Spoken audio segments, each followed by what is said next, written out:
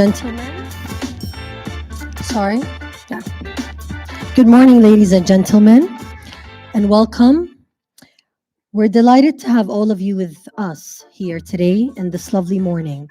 We hope you've had your morning coffee and you're ready for some interesting conversations. Please have a seat or make your way to the theater. Please make sure that your phones are on silent. And just a quick reminder to all of our lovely guests. Please know that there's ushers and there's gonna be translation sets available. Please just raise your hands if you want any translation, and the usher will pass the device to you. Thank you so much. We're going to begin in about 5 minutes.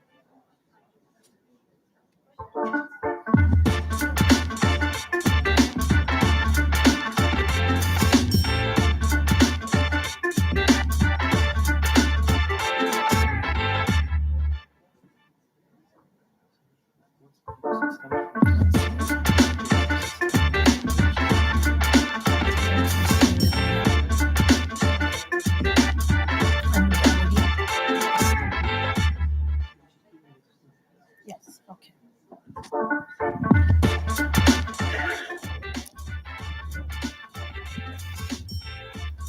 Good morning, everyone. Good morning, ladies and gentlemen, and welcome to the launch of the Festival Edits 2025. Doha Festival City, first of its kind report on Qatar's evolving fashion, beauty, and retail landscape. We will start today with a fire chat with Mr. Haitham Hajjar, Executive Director of Malls of Al Fatim Real Estate. He will share with us what inspired this report, how Doha Festival City is evolving as a cultural hub, and how it's responding to modern shopper expectations. Next, our panel discussion will feature the industry leaders and creators exploring global trends in Qatari context, youth led preferences, sustainable fashion, and conscious beauty, and the role of digital engagement and loyalty in shaping retail experiences. Together and today, we will be here throughout these sessions that will provide a complete view of Qatar retail ecosystem from strategy and cultural to trends and innovation.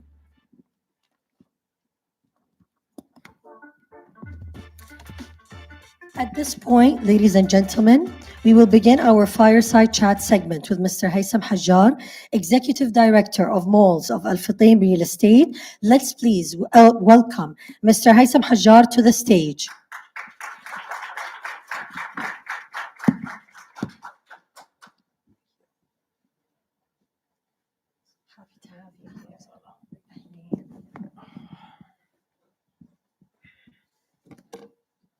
So, welcome once again, Mr. Haitham. We're really Thank you. happy to have you here with us today. Let's start discussing the report as it's described as its first of its kind in Qatar. What inspired Doha Festival City to create this report, and how do you see it contributing to Qatar's position as a retail and a cultural hub? Thank you. Thank you so much, Arish. Thanks everyone for being with us today. This is definitely, it's a great moment for us to launch that really initiatives that I'm quite sure is going to be very fruitful for customer perspective and for our international brands and for the whole retail landscape in Doha. You know, Arish, we are very proud, honestly, from Doha Festival City as full-time real estate, and I think we have really managed to build one of really best malls in the whole Middle East. Thank you. So Doha Festival City today is really literally the best destination for shopping, dining, and entertainment. And I think the team, they have done an amazing job for the last few years here in Doha, definitely in fully coordination with our regional team in Dubai, by really reaching the mall to 100% occupancy. This is usually is a track record, is worldwide track record. Whoever really working in this industry understand perfectly, like such size, such big mall, like Doha Festival City is not easy to reach that occupancy. True. So we are very proud from where we are standing right now. We're very proud to become like the hub of fashion, beauty, and culture. And this is how, honestly, the team came up with the idea to develop Festival Edits report, which is very comprehensive, by the way, report. You're gonna have a chance definitely to see it once you really download it from the QR code. It is really covering different aspects. It is really covering part of the studies and research that you've done during 2025. So what you have done, a couple of research with Ipsos, and we're going to disclose and give the chance to the consumers to understand exactly what's really coming up in the market. And also from the other side, as a brands and international brands or the local brands, to let them know where you are heading in the retail business. So it's literally covering a lot of aspects that's going to be definitely insightful for business perspective and consumer perspective. Definitely, I have no doubt, Mr. Haitham. Let's go to the next question. Malls today are no longer just a shopping destination. How has Doha Festival City evolved into a cultural and a social space that connects fashion, beauty, and community all together? Oh, thank you so much for this question, because it is the trend right now, right? So even you can see how we designed Doha Festival City. It was designed to be the super regional mall, what you call it in our language. Whoever really working for malls business can really categorize it as super regional mall, from a GLA side, from the offering that you have. So when you walk in the mall, we don't feel like you are walking only for shopping, right? We are not coming only for shopping. You're coming for dining experience, for entertainment experience. And today, I mean, by end of 2025, we're gonna really celebrate 25 million people came and walked into this mall. So it's 20 million, sorry, 20 million, I said 25. 20 million people, It's a or huge up to number. 20 million, which is really good. But we are aiming definitely to reach 25 million, by the way, upcoming 5 years. And why not? We have really the ability to do it, in my opinion. So definitely the malls business, it changed a lot, right? And even the mentality 20 years back comparing to right now where you are standing. the offering that you have is really helping a lot. We are not considered as a mall where we can just walk and discover the brands. It's like meeting place more than anything else. So you come with your family, you can come alone, you can do your business meetings, you can really come during the weekends, the weekdays. And I think whatever the team has really realized here by having more than 100 brands coming to Qatari market through the Doha facility is creating this uniqueness out of this mall. Again, we'll go back to the report that you're going to see it very shortly. The festival edit report is covering this aspect. It's really giving a lot of insights from international experts that we show to them, and we ask them actually to share with us what's really international retail and the local brands that are aiming to see in the Qatari market. I think we have definitely big potential to keep playing that role, and we are very confident what you are really heading on.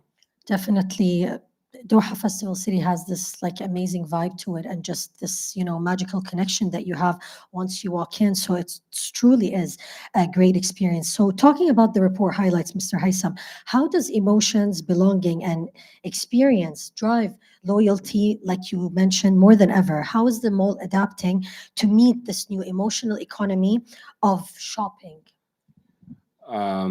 During when you've done the study, right, especially with Ipsos study, one of the things that really came up, which is very interesting, 50% of our customers right now, they are asking not to do a typical traditional shopping. All of them, they are looking for an experience, certain experience to come out of it.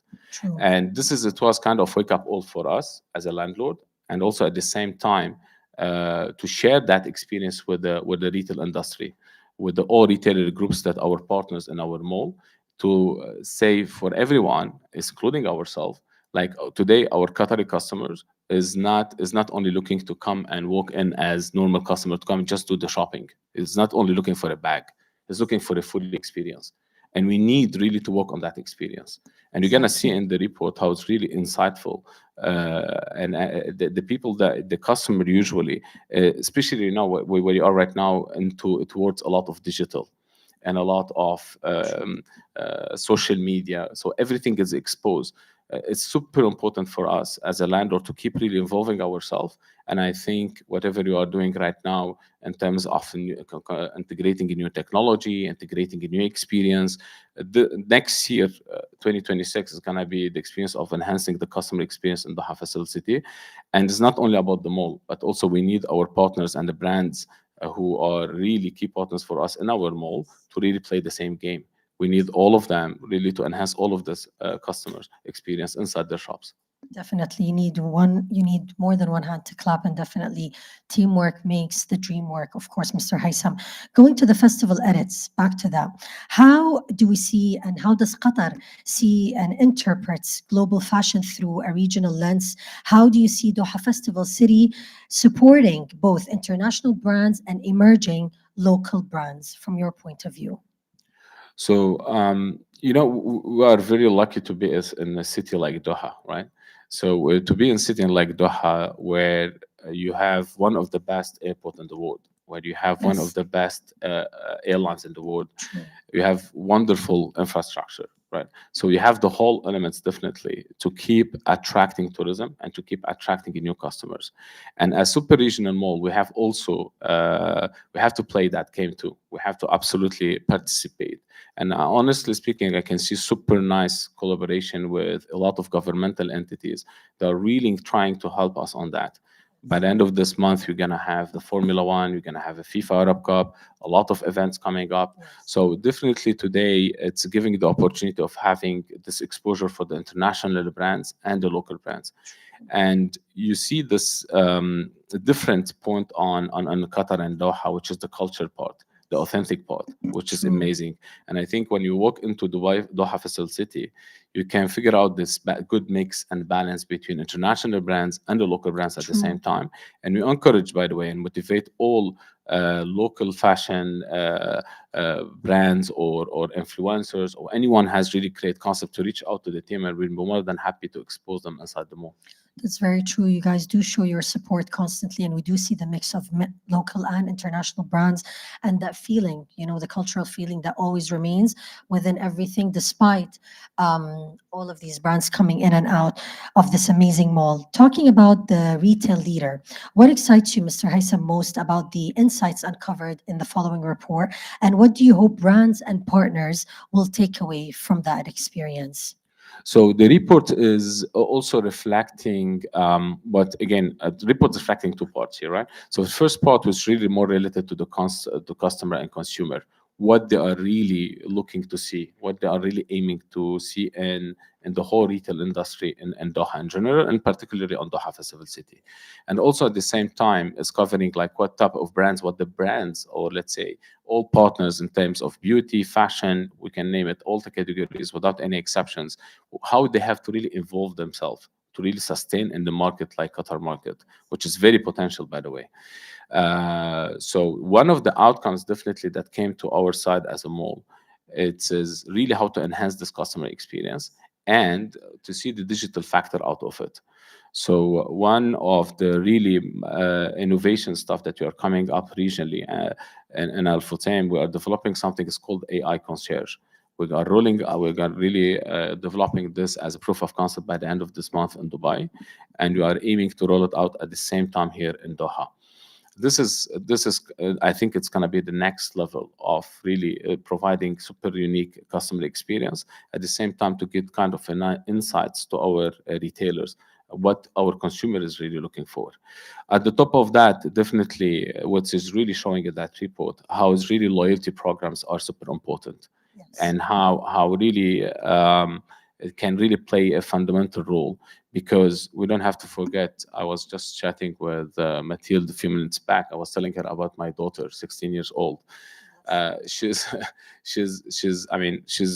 doing screening everything on social media. Literally, she's not taking any decision today to buy shoes, sneakers, without really going to Instagram for New Balance or Adidas or whatever it is as a brand. When I had it, and our responsibility also as a mall, we need to really create that mix of experience. So we have put a full strategy, what you call it, digital strategy, the mix between your digital experience and physical experience. And we are very lucky again to work for a group like Al Futtaim, where we have a huge platform. It's called Blue Rewards. We have done a soft launching for the app here in Doha at the beginning of this year, and we are aiming really to take it to the next level, the next stage by 2026. Blue Rewards is not only an app where you're gonna go just see what I have in this mall. It's way beyond that. Way beyond that. We are talking about the kind of lifestyle. This lifestyle app is giving you the exposure of what you have, latest offers, what you can really, as a customer, put your profile and match with your profile, and at the same time offering you double and triple cashback. So it's a fully program, and this report again highlighting all of that aspects that are super important for us and strategically very important for the retail market in Doha.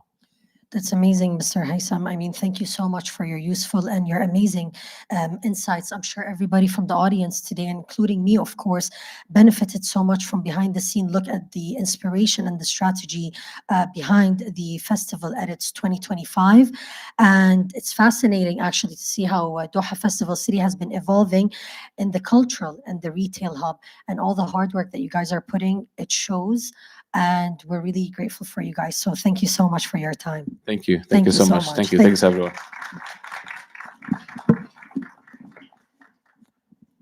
And now, ladies and gentlemen, the big reveal. Hey there, today we're diving into Festival Edits, Qatar Retail Trends Report by Doha Festival City. It's where fashion, beauty, and lifestyle come together to show what's trending right now in the city. Nearly half the people shopping at Doha Festival City are under 35. It's a favorite hangout for millennials and Gen Z. Oh, what's this? 22% of Qatari Gen Z women prefer modest meets contemporary fashion, while 42% of young Arab expat men and 39% of non-Arab expat male students go for athleisure and sportswear. Interesting. 32% of Qatari men who shop at Doha Festival City prefer premium perfumes, showing strong demand for high-end scents. What makes shoppers keep coming back? Personalized loyalty.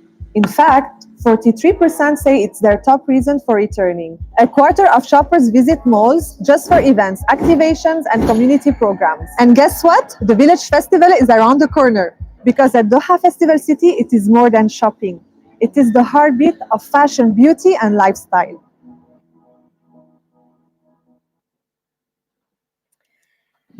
Ladies and gentlemen, I'd like to invite you all, please, to first download the Doha Festival edits. And please take a moment, ladies and gentlemen, to scan the QR code and download it, please.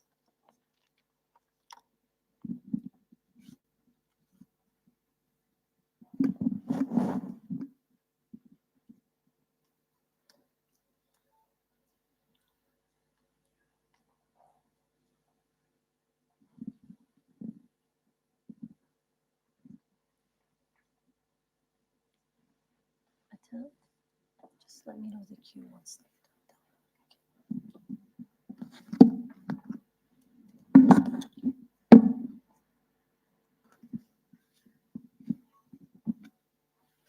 So I hope you all downloaded and took the QR code.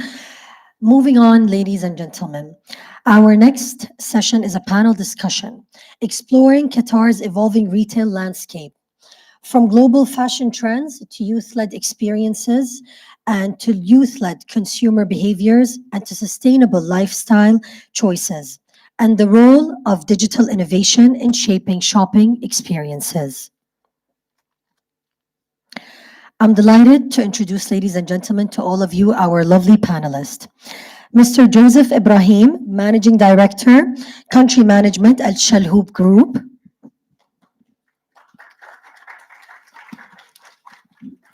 Next, Ms. Bianca Bridget Bonomi, Director of Harbor Bazaar Qatar and Square Qatar.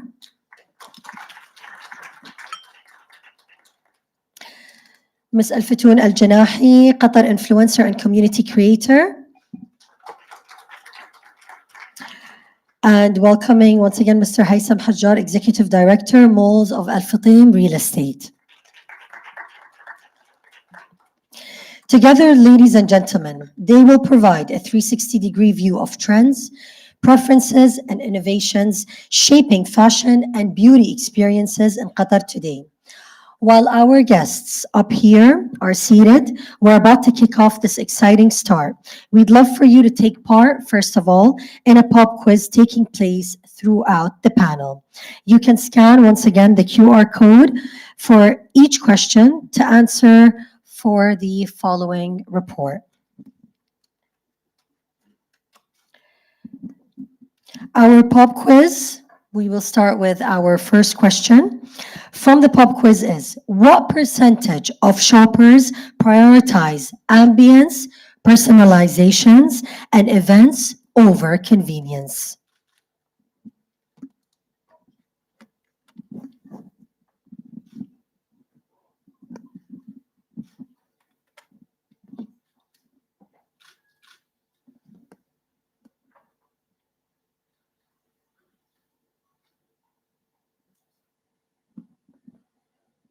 And now, ladies and gentlemen, for the answer to get the panel kicking off and for a great start, we've got 50% of shoppers prioritize ambience, personalization, and events over convenience. I mean, this is great percentage. And off we start, ladies and gentlemen, with our first questions. I'll be just headed off to seat with our panelists.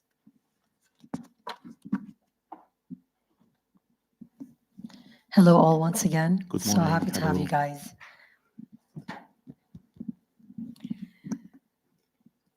To welcome all of our panelists, Qatar retail landscape is evolving rapidly. And with malls becoming social and cultural hubs rather than purely shopping destinations, what do you see as the key drivers shaping the way consumers engage with fashion and beauty today? So You can that's me? start. Okay. Yes. So good morning, everyone. Thanks for the invite. Basically, discovery starts with the digital but ends up with physical. So basically, the purchase journey starts online, but 90% of the purchase happens in the mall. So this is the first point. The second point, it's all about experience. So True. experience will drive engagement, and consumers would like to see in the mall, apart from the retail network, some pop-up, some capsule in fashion, some kiosk to really engage with the experience. And then final point, the Qatari consumers are connoisseur and so highly connected. So they know what's happening in Europe before even in Qatar. And therefore, our sales people needs to be well educated to be able to really satisfy their demand, give them the best customer experience in order for them to finish the sale. That's very true, and we have been witnessing that. So thank you so much, Ms. Bianca. Well, I think the joy of a mall like Doha Festival City is its ability to foster community. In an increasingly digital age, the ability to bring people together to celebrate fashion and lifestyle and beauty, I think is key, because at our core, we all want that sense of belonging and community. In recent years, Harper's Bazaar has been fortunate to collaborate with Doha Festival City on a series of community-driven initiatives. And they're all about celebrating exactly that, fashion and beauty. And that might involve a high-profile international speaker alongside a high-profile Qatari voice. It might involve leading Doha Festival City retailers alongside burgeoning, emerging local talent. But in all cases, it's about creating an experience for visitors and fostering exactly that sense of community. That's very true. Thank you so much. Mr. Haitham? So I think Bianca and Joe, they mentioned, they said all, but yeah, definitely today is the mall is not anymore like a place where you're gonna come just to for a Target one shop, right? It's a big wider experience than all of that. The customer today, especially in Doha, as Joe said, like connoisseur, he knows everything. They are very well exposed to Europe. They are very well exposed to international market, the latest trend. So today, all the brands, they have the obligation to come up with latest collections, but also at the same time, how they can really personalize that experience for them. They need to feel this experience inside the shop, very similar to Europe and even better. And this is where, as a partners, as retail partners, we have in the mall, they have also that obligation to keep training and coaching their team. But also from our side as a mall, as Joe perfectly also mentioned, we have an obligation to keep activating the mall. We need to create an experience and ambience in the mall where our shopper, wherever he is walking in the mall, in every single corner, can feel something different. Can see some energy, can see the music, smell nice the mall, can see event. And by the way, we are doing the first live concert by 28th of November right now in Doha Festival City. So we need to bring this energy to our customers. And again, the customer wanted to live an experience. And this should be our experience. And in a festival city as a brand, this is part of our DNA. Festival City has been truly doing that because we can witness it obviously with the impact and the huge influence that it has on the consumer and the customer once they walk into this beautiful, amazing mall. Ms. Al-Fatoon, Ustad Al-Fatoon. Actually, I think it's all about loyalty. Loyalty today comes from community and meaningful content. Consumers no longer stay loyal to the brand just because it's good. They want to feel connected. Brands that succeed today, in my opinion, are the ones who are building communities, not just customers. That includes real stories, events that brings people together, content that feel genuine and relatable. I think the new generation values authenticity. Sorry. They want to see people that look like them, share their values, and they want to feel emotionally engaged. That's very true. Thank you so much, Ms. Al-Fatoon, for your feedback and for all of you guys. It really does truly make sense, all your answers, this connection. We have been witnessing it, and I myself do witness it and feel it once I walk into Doha Festival City. Ms. Bianca, My question is to you. How do global fashion trends translate the Qatari context, and how are local values of modesty, heritage, and cultural pride influencing these adaptations? Well, I think that there are global trends that don't resonate here at all, and there are global trends that find real synergy. And of course, there are still brands that make modifications to their collections for the region. But actually, more interesting than that, I think, is the rise in special editions or capsule collections that are created to commemorate a meaningful moment. So, for example, a Ramadan or an Eid capsule collection. And the best of these are not about sticking a label on a pre-existing collection. They're about crafting a new collection tailored to the specificities, for example, of the holy month. But one thing I'd like to add, because we often talk about global fashion trends, by which we mean the trends that are coming out of the international fashion hubs, Milan and Paris, New York and London. And actually what we've seen in recent years is that the centers are shifting. If you look at the Middle East now and the number of fashion weeks that are happening, each of these fashion weeks is bringing their own trends. And that then has an impact on the international fashion scene. So for me, it's really a reciprocal relationship. And that's what makes it so interesting. That's so true. Thank you so much, Ms. Bianca, for your feedback. الفتون بصفتك صانعة محتوى ورائدة أعمال قطرية ناجحة، كيف تفسرين للجمهور الشباب الصيحات اللي قاعدين نشوفها حاليا والصيحات العالمية؟ Young people today, they don't see identity and global brand as opposites.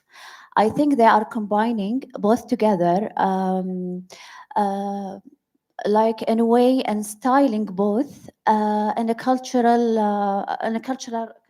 way. Let's say they are styling it in a way that will keep our traditions and roots, exactly. also our roots. Let me give you an example. The abaya I'm wearing today, it's actually inspired by tailored suits. So what we did here is blending English tailoring True. with our traditional clothing. So the goal here is not to replace our identity. It's to evolve and to add modern cuts and elegance. That's very true. And we've been seeing that also through your line and your clothes, very modest, very conservative. And at the same time, also, it's very connected to the Qatari culture and yet has this European taste and style to it. So that's something that we have been witnessing. So thank you so much, Ms. Al-Fatoon.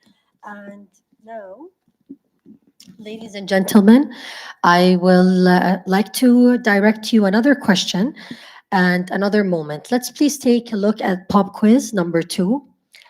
How often do Gen Zs and young adults visit malls in Qatar?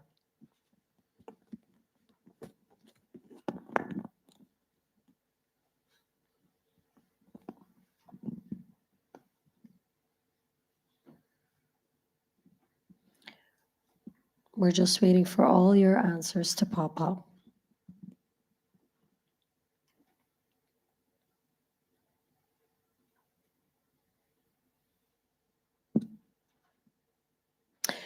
So the answer is around 62% visit weekly, which is very, very insightful. Thank you so much for contributing. To all our panelists, my question is directed to you, and I'll go again back in order.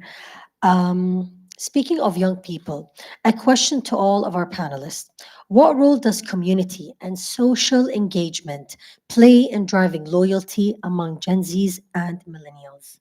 My question is directed to you, Mr. Joseph. Yes, for sure. Especially for young consumers, community is very important. If we look at our beauty category, and based on our Shaloub Group intelligence team, 90% of consumer buy beauty only after consulting either their friends or family within the community. If we move to fashion, those young consumers will go on TikTok, will go on Instagram, and use them as storefront, make their choice, and then buy. So community is super and very, very important. That's That's very true. Thank you, Mr. Joseph. Yes, I mean, I would agree with that. I think both of them are crucial. All of the activations that we've held with Doha Festival City have featured the voices or the designs or the collections of Gen Z and millennials. And I think it goes back to that idea of reciprocity. So these individuals are visiting the mall to shop, they're visiting to dine, they're visiting for entertainment. But I think increasingly they're also visiting because they appreciate the ongoing support offered by Doha Festival City Of course. in terms of showcasing their work. And we're talking about prime positions within the mall that are dedicated to showing this creativity. And that's a wonderful thing. It helps to put the local fashion in the context of international brands. And it also creates this dialogue between global and local. And I does. think for Gen Z and millennials, that's an incredibly significant thing. It is. It's very true.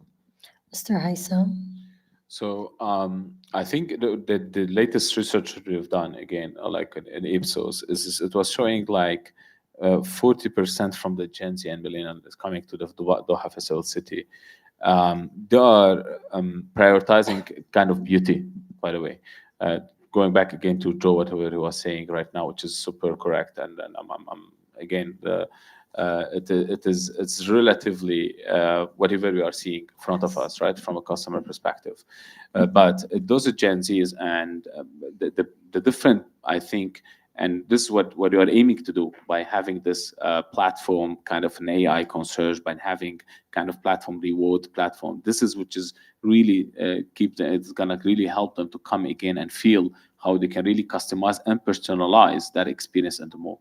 Today, if you see all Gen Zs without any exceptions from across the whole world, all of them, they have their own social media page, they have their own social media account, and they are always trying to really discover what they can customize and do it by their own.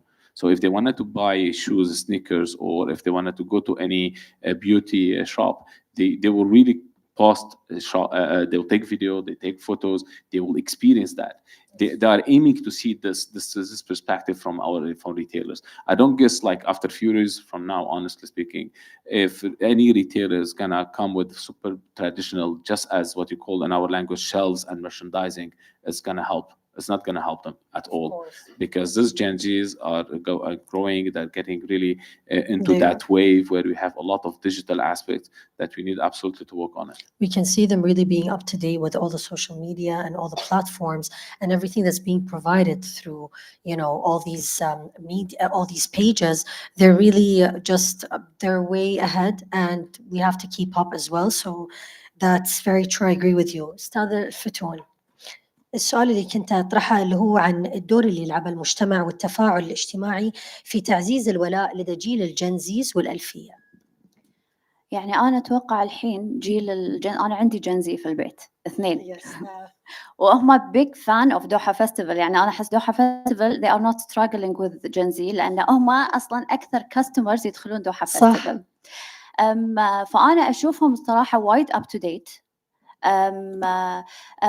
يعني هم قاعدين يستمتعون بمزاجهم هم. صحيح. مختارين I think الويكندز في دوحة فيستيفالز blocked حق جنزي. صح. يعني ما تقدرين تدخلين أصلاً. صح. فهم يعني قاعدين أحسهم بيسوون لهم جدولهم على مزاجهم واللي يناسبهم. صحيح. وطبعاً هم يعني متابعين، يعني ما شاء الله عليهم، ما يحتاج أصلاً تعلمينهم شنو الجديد وشنو اللي طلعوا.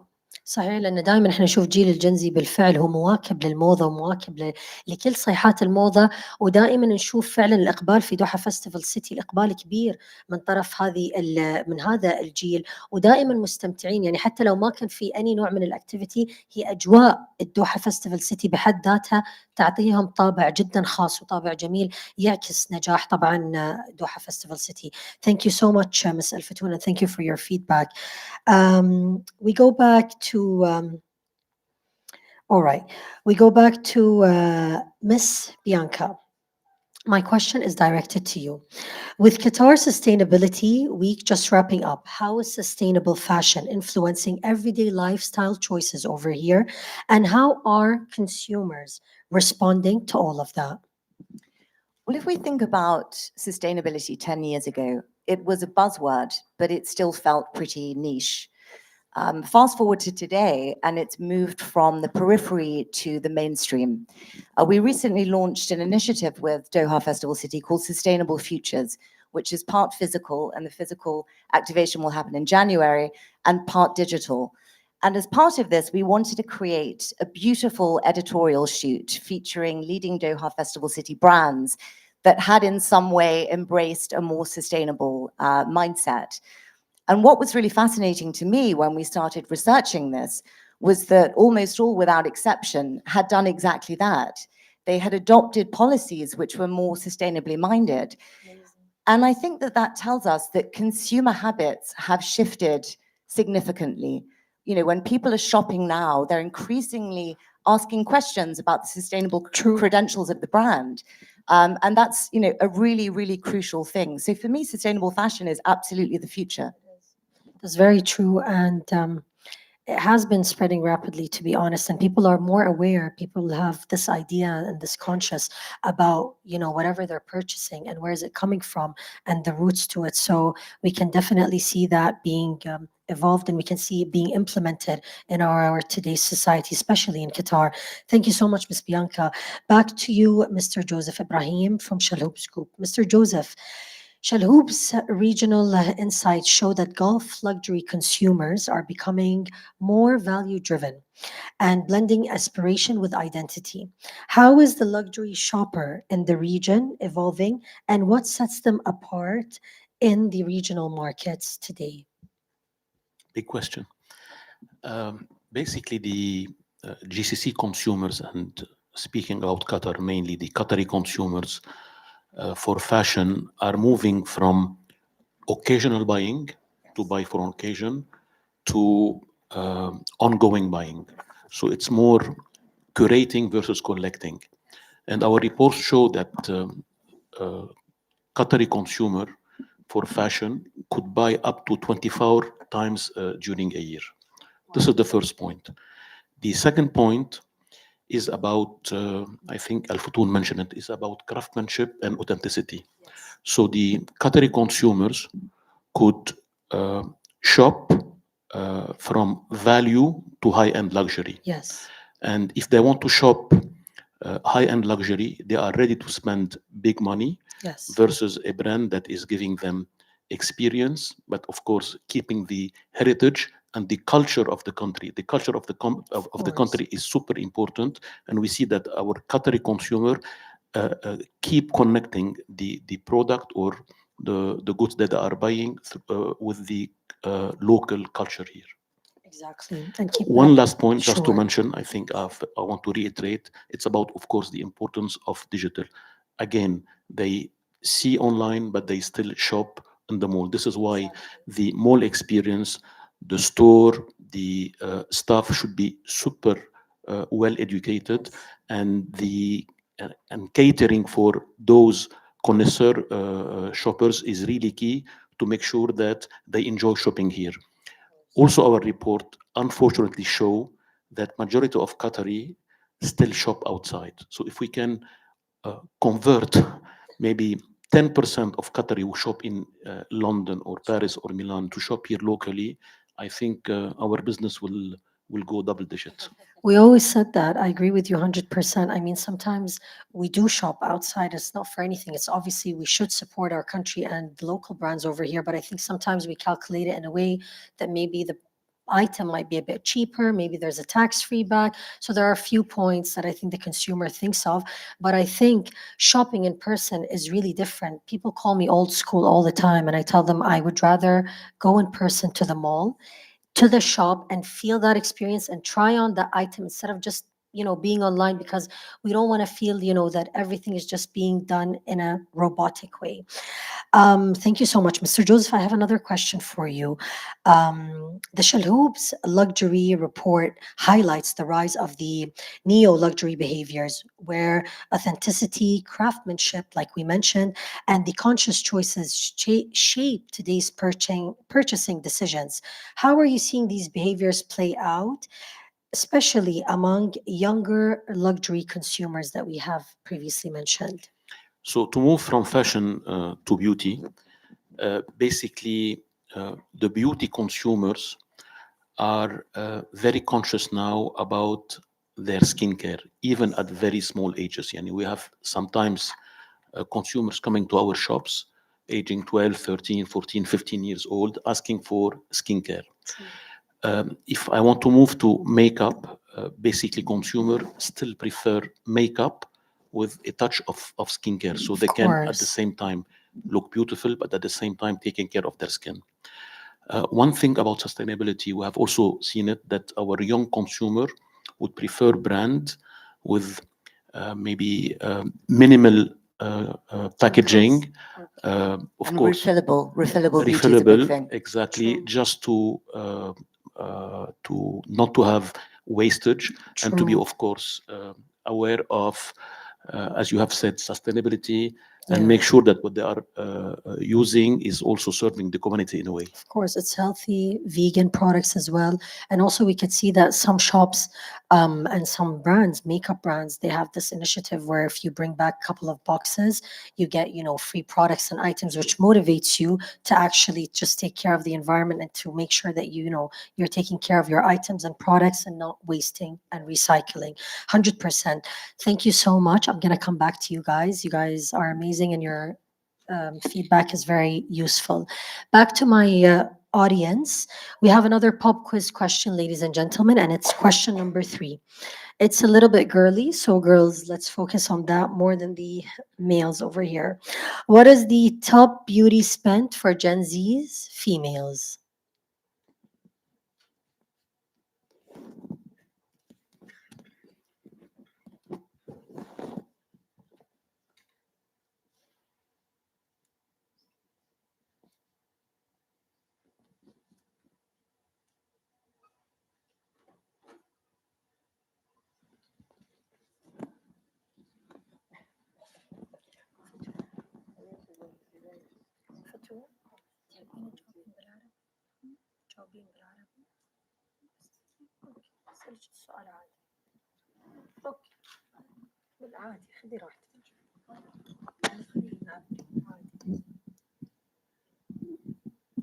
So, ladies and gentlemen, for the answer and the reveal, it's makeup by 40%, which is a big percent. I mean, that's amazing. And us ladies definitely would love that. And we shall talk a little bit more about beauty and about especially this topic. It's a very insightful topic featured in the following trend report. Back to Miss Al Fatoon. Further to makeup and also perfumery as a second choice at 25, according to the report. Ms. Al Fatoon, let's discuss more the beauty scale from your perspective. And how can we add this? How is this additional in the questions about the perfumery later? At least with the touch upon what we have over here. يعني نتكلم أكثر عن السيدة الفتون، يعني ما ورد في التقرير حيث تبين أن العطور تأتي في المرتبة الثانية وبنسبة 25% بعد المكياج. خلينا نتناقش شوي عن المشهد الأوسع لعالم الجمال من منظورك وكيف تسهم هذه الروتينات الجمالية الهادفة والاستهلاك الواعي في تشكيل طريقة تعامل النساء في قطر مع العناية بالبشرة والمكياج والعطور.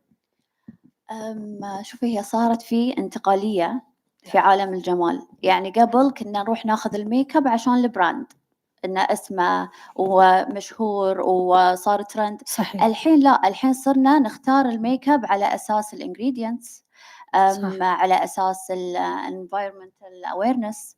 فيعني على حسب وايد التوجهات تغيرت وصار الميك اب ديلي روتين.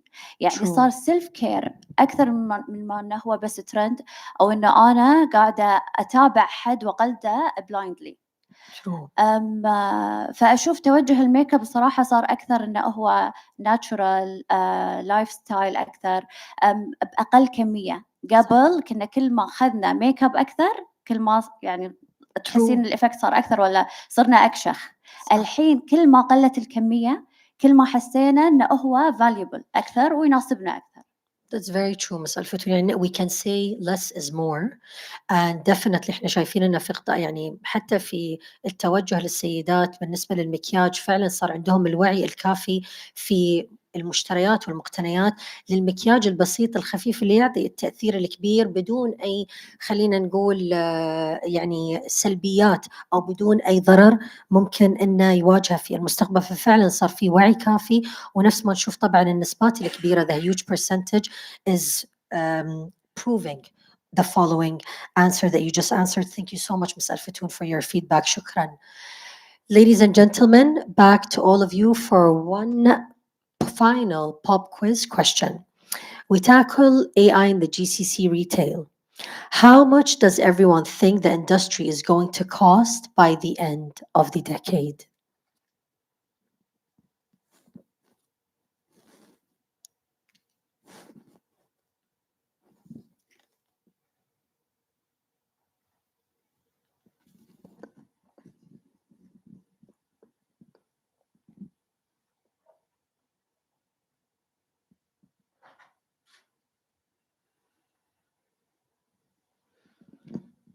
As we can see, it's a huge percentage going up.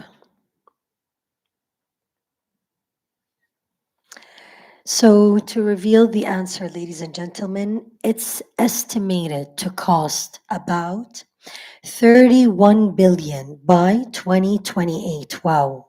Wow. That's super incredible and beyond exciting, honestly, to witness such a huge number. Thank you so much, ladies and gentlemen, for contributing in the final pop quiz. And back to my lovely panelists. Our final question is to all of our panel. Looking ahead, how do you see or how do you think Doha Festival City should continue to innovate in fashion and beauty experiences, particularly around personalization, digital engagement, and immersive retail? Mr. Joseph. I mean, it's a simple recipe, but at the same time, not easy to execute. But if we do it well, we can get really a big competitive advantage. So two words. First is community. So we need to see our brands moving out from their, let's say, retail activity to add a cafe in their shop, for example. This could be one example on how we encourage our consumer not to look at the mall as a shopping place, but as a community, to mingle with friends, to meet new people.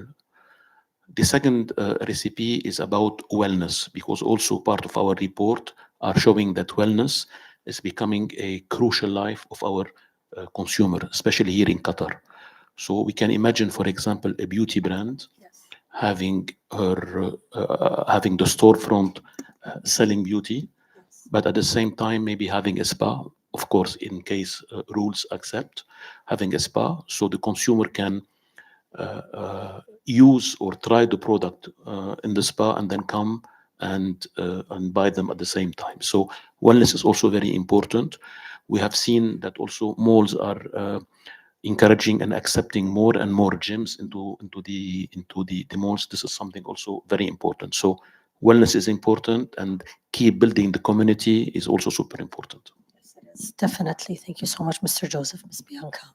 Gosh, I'm just thinking about the spa and shop, two of my favorite things. Sign me up.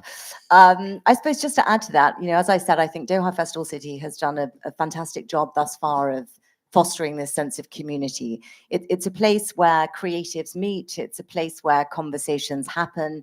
It's a place really that fashion and beauty comes to life. So going forwards, I hope that they continue to deliver both exceptional and pioneering experiences for visitors. We hope so. We have no doubt, Ms. Bianca. So I think where you are standing right now from the mall, right? It's categorized again as super regional mall. But if you see the tenant mix that you have, if you see the offering that you have inside the mall, you feel it like it's more a lifestyle destination rather than a destination where you're gonna come only for one purpose. Yes. You have a gym, we have a very nice salon offering, we have super nice entertainment offering, we have definitely the hypermarket and the basics of the whole shoppings. We have super nice beauty shops. And what you can promise is like we are still working on bringing the top-notch brands to Qatar through Doha Facility. So I think today also the advantage of having a company like Al Futtaim, which is really international network, and having regional office in Dubai has really that much really big exposure on what's really the latest trends in the market. I think it's helping a lot by managing a mall like Doha Facility, because we can contribute by really bringing all of these international brands to the mall and to the Qatari market. We have a brilliant plan for the upcoming 5 years and onward. We are very confident, like whatever we are putting in a place, it's gonna keep this mall as the best destination. We have no doubt. Mr. Haitham, thank you so much. أستاذ الفتون، كيف ممكن من وجهة نظرك، يعني بالنظر إلى المستقبل، كيف تشوفين أو تعتقدين أن بإمكان دوحة فestival سيتي مواصلة الابتكار في تجارب الموضة والجمال، خصيصا فيما يتعلق بالتجارب المصممة خصيصا للجمهور في قطر، وأيضا التفاعل الرقمي؟ يعني أنا أشوف بشكل عام هو الزوار صاروا يبون يحسون بالإكسبيرينس أكثر ما أنا بس أروح أتسوق. صحيح. ما تشوفين وايد ناس الحين يدخلون المول شوبينج، يدخلون عشان الإكسبيرينس، إذا في فعاليات، في بوب أبس. فأحس إنه لازم الوضع يتغير لين يعني يدخل في مجال ال AI بشكل وايد كبير. It's a must. يعني هو هاي أكيد. الجيل الجديد أصلاً يبي ال AI. بلس إنه ممكن يدمجون اللوكال تالنت مع الجلوبال براند. Yes. يعني I think بعد هالشيء وايد محتاجينه. reduce the waiting list عندكم في المول، لأن it's really long waiting list. فيعني حق اللوكالز يعني أحس صح. لازم يفتحون أكثر حق البوب أبس. صح. يعني even البوب أب عليه waiting list. True. I think you should consider local talents. That's very true. Pop-ups do really have a huge feedback in Doha, and people just love it. It's just something new, exciting. And I think the fact that it's there maybe temporary, not permanently, makes people, more excited to come and, be able to catch whatever product is being available in that booth. So I completely agree with you, Mr. Fatun, and definitely I have no doubt that you guys would be able to continue on pleasing us, because again, Doha Festival City is really one of the greatest malls in Qatar. I would like to thank you all so much for all your useful insights and for all the amazing feedback and for your great answers.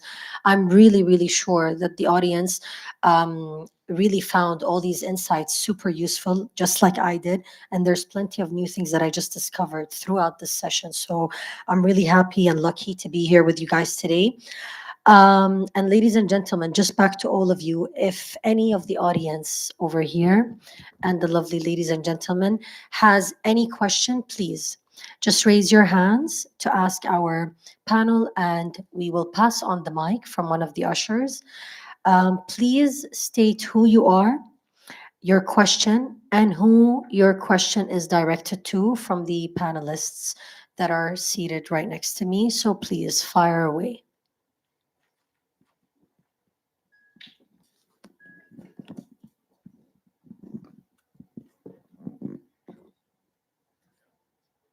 Yep, good afternoon. Am I audible? Yes. Yes. I'm Joseph Verghese from Gulf Times. I would like any of the panelists to answer this question, especially if Mr. Haitham Hajar, regarding the mall, the emerging trends in the mall, rather, among the youth and Gen Z. People rather go for minimalism, people rather go for streetwear and other casual aspects. So how does it affect the retail brand, the global brand, as well as what are the opportunities that you find in such kind of emerging trends? Opportunities for innovation, opportunities for new developments. Thank you for your question. Definitely the Gen Z today, they are, as I mentioned earlier, they're definitely looking for new trends, right? And they're very well exposed. The whole research is showing like they are looking definitely to see a completely new experience. They are not looking to have typical traditional way of how I have seen the fashion when I grew up, right? When I grew up with this typical traditional fashion, where maybe the best, it was like Adidas for me. I'm not ignoring Adidas right now. They're doing also an amazing job, by the way. But it's like kind of like definitely a new brands that are really coming up with the new ideas and new concepts. You can see a couple of really good examples about brands that have really enhanced, or let's say work a lot on their image, work a lot through collaboration, either through influencers, or really went very far with their interaction with the Gen Z. Those Gen Z, they need to see the brand really familiarize with them, right? Or let's say bring a kind of the personalized experience, and depends on the age also. So like, for example, from 10 years old to 15 years, believe me, they are thinking completely different between 15 to 20, completely different. There's really all the time this is gap, and really bringing this gap to the next level. You can see a lot of international brands, they brought this. I think whatever really, as sportswear doing this phenomenally well, we can see like GT Sports is doing really internationally super well on that, with the brand mix that they have, the experience that they're bringing inside their shops. Here in Doha Festival City, we have Go Sport. Honestly, it's a super nice experience when you come in. You can see once you get inside the shop, you can see T-shirts, you can see the merchandising way. It's really interactive. Those Gen Z, again, they're looking for such really trends, and they wanted to follow out on. Thank you. Does it have anything to do with the cost of the product? Cost of the product. Today, honestly, I would love, I mean, if my daughter hearing you, I would love to hear you. I mean, honestly, because she's not thinking about the cost, unfortunately. She's using my credit card left and right. So, but again, it depends on, cost is playing a role, but there is other factors that my friends here, they highlighted, which is sustainability. You cannot imagine, for example, this Gen Z, how they really have big awareness on sustainability, and how they're really thinking about the who made this product, from where it came up, and the information is very accessible during those days. They can just take a photo and put it on ChatGPT, and ChatGPT can answer all of these questions, right? So they are definitely thinking different, completely different. The cost-wise is important, relatively important, but today the experience and where they have in the top of their mind, it come, in my opinion, first. Thank you. Thank you so much for your question. Is there any other question, please? Yes. Can somebody pass her the mic? Do you have a mic? Yes, it's coming. Hello, thank you so much for this wonderful and insightful talk, first of all. It was really interesting to find out what the Qatar sort of retail fashion beauty environment is looking like and how it's developing. So my name is Yasmin, and my question is for Bianca. And the question is, from your perspective as a fashion, and I guess it kind of transcends into the beauty sphere as well, from your expertise and in the sort of editorial world, where do you think the sort of intersection between sort of the local perfumery sort of flavorings and the global sort of perfumery sort of industry is going? So how are they sort of how do you put it? What's the relationship like at the moment between the two, and also where do you think it's going to go? Will they continue to influence each other? Because obviously we have now sort of luxury perfumery that is highly influenced and inspired by local sort of flavorings like oud and all of that. So yeah. Yeah, I mean, I think the Middle Eastern market for perfume is amongst the most significant in the world. People understand how to wear fragrance here and layer fragrance in a way that they don't always, for example, in Europe. And I think, as you mentioned with oud, this is something that is now prevalent in collections globally. It's something, of course, that came from this region and has now spread out. And I suppose it goes back really to the fashion point I made earlier, in terms of trends that emerge here and how they are then picked up globally. And for me, that is as important, if not more important in terms of my work here, as the other way around. So I think, again, it's reciprocal. But I would say in terms of fragrance, the power here is something that you cannot underestimate in terms of the global impact and influence. Thank you so much, Bianca. I think we've got another question. Yes. Yes. I have a question for two gentlemen from the Shalhoub Group and Foodtame. My name is Min. I actually was a client of the Doha Festival City as I had a Korean beauty retail kiosk in the festival city. So the question I have is that nowadays the online shopping presence is growing, especially for young generation. So I was always wondering, how does a fashion brand mitigate the lead time? For instance, like let's say in a Europe market, some of the brands, they launch a new collection, let's say in September, but due to the shipping difficulty, maybe, we are launching this collection a month or two later in the region. So how do you mitigate this type of discrepancy? And, like, is there any risk management plan? Yeah, I think that would be the question for both of you. So your question is directed to who? Can you say again? Both gentlemen. Both gentlemen. Yes. So Mr. Haitham and Mr. Joseph, please go ahead. Thank you. Yes, you're right. There is always a difference of launching date between Europe and the Middle East. But since the region is becoming so important to majority of our suppliers, there is a serious work now done to be able to launch, whether we speak about fashion or beauty, if not at the same time of the worldwide, but not really later. So this is something that our suppliers are looking at because they know how important is this region for them.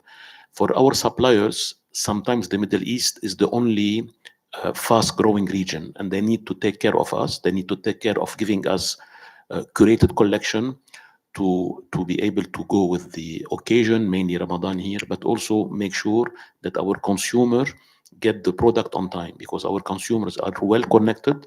They know exactly what's happening in Europe, and they need to be satisfied. Thank you. Thank you. From our side, what you usually are doing actually in all of our malls, we have something called mystery shopper, right? And this is you are trying to establish this, by the way, in more a pragmatic way. On the way, our mystery shopper is going to really walk all around the mall and getting more details on and seeing this collection, how much really matching is not only regionally, but also internationally. We're trying to put this into place starting from next year with, again, another AI solution that we're working on. So on the way, really to have that benchmark, and has going to help a lot. But I really like, by the way, the activity. K-beauty, I'm one of the really big fan of whatever guys you are doing in Korea. It's an amazing, it's a next level. And again, going back to Gen Z, I don't know how guys you are tackling all of the Gen Z. You are doing an amazing job on that. I don't know if it's only Netflix impact or some other impacts, but seriously, you are doing it amazingly. And I think even here in Qatar, there is really big future for your product. Thank you for your answer. Just one comment. I didn't know that DFC offers a mystery shopper to do the study, so that's really amazing to know. And back to your question about Korean beauty, I think it's about the cost and the quality ratio. Yeah, thank you. True. Thank you so much for your So question. just on the mystery shopper, Sure. because mystery shopper is really literally based on the management side. So this is a kind of an insight that's really giving us as who's really the brands keep keeping their collection updated or not. It's not that much really exposed for all other retailers. But whatever you're gonna put in place, I hope like we can have kind of platform that will help you guys as retailers to come and really ask the mall management if you have any special questions that could really provide you kind of help or insights on. Thank you so much for your question, and thank you so much for your answer, Mr. Haitham. Is there, we can take one more question, please, if the usher could pass the mic. مرحبا، أهلا وسهلا. معكم الإعلامية زاهدة حمادي ومديرة مجلة عليا الإلكترونية. طبعا شكرا على هذا الملتقى، ودائما مجلتي تهتم بمواضيع دوحة فيستيفال سيتي، ودائما العائلات التي تتابع المجلة تعتبر من مواضيع الدوحة فيستيفال هي المواضيع التي تهم دائما العائلات وتستقطب العائلات في قطر وأيضا في دول الخليج. أنا سؤال فقط لأستاذ الفتون. طبعا الحدث القادم هو اقتراب كأس العرب فيفا 2025. طبعا يتحول مفهوم موضة الألبسة الرياضية إلى أسلوب حياة. برأيك كيف ترين أو كيف يتماشى هذا الذوق وهذا ستايل، يعني مثل ما نقول مع الذوق القطري. أصلًا already في عبايات دشنوها من يمكن 3 4 سنين، خاصة باللبس الرياضي، فوايد flexible حتى الmaterial يكون يعني يناسب الأجواء، أجواء كأس العالم أو المباريات أو أي شيء فيه رياضة. فأتوقع إن إحنا already تعدينا هالمرحلة، already يعني خلاص تطبقت أساسًا، ففي outfits خاص الأجواء الرياضية أو مثلًا كأس العرب، plus إن حتى الزوار ممكن يشوفون في الretail shops أشياء related تكون traditional وبنفس الوقت تناسب الأجواء والفعالية القائمة حاليًا. تناسب الموضة يعني. يعني بس بنفس الوقت يعني ما طلعوا عن اللبس التقليدي. وايد شفنا، أنا ما أعرف إذا مر عليك الستايل، لكن هو نزل يمكن صار له 3 4 سنين البنات already لبسوا هالستايل، وحتى في اليوم الرياضي بتشوفينه وايد. شكرًا. Thank you so much, عزيزتي. شكرا على السؤال الجميل و thank you, Ms. Fatoon, and thank you to all our panelists for all your lovely answers and, like I said, insightful replies. Now, we wrapped up all the questions. We were hoping to take more, but we're running out of time. But thank you so much to all our lovely guests for all your amazing questions, and we hope that you benefited from the answers. We're going to wrap up this amazing, beautiful session. I really don't want it to come to an end. It's so insightful, but I'm having so much fun with you guys. I'd like to thank, of course, all our panelists for your time, your effort, your hard work, your useful insight, and for just being here and for being so amazing and for just keeping, our lovely country up to date when it comes to anything, whether it's a shopping experience, mall experience, or just, a personal experience. The emotions that the consumer is feeling with whatever it is that you're providing in these malls is something very special and very magical, and it's just super mesmerizing. So thank you so much. Thank you so much to our lovely audience for being here with us today. Thank you for taking the time to make your way to this lovely panel discussion, and thank you so much for your questions and for contributing. We're really grateful to all of you guys. I would like to just remind you all and to invite you to explore the Festival Edits 2025 report in the designated area.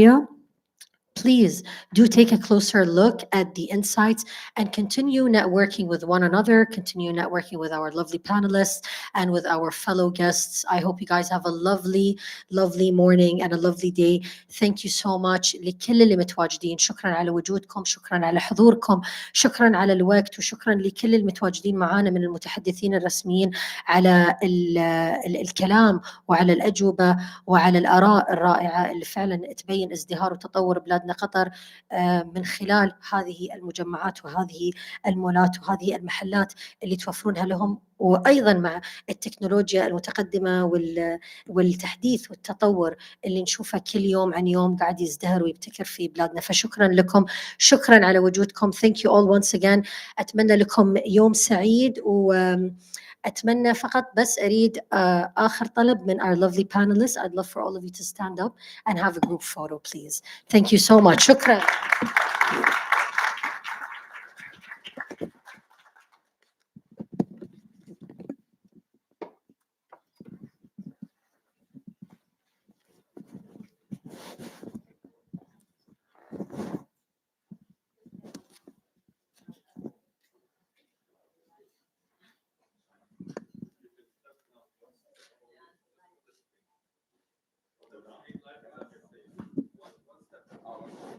Please. Thank you. شكرا حبيبتي، شكرا شكرا والله it means a lot to me of your attendance. You're always attending.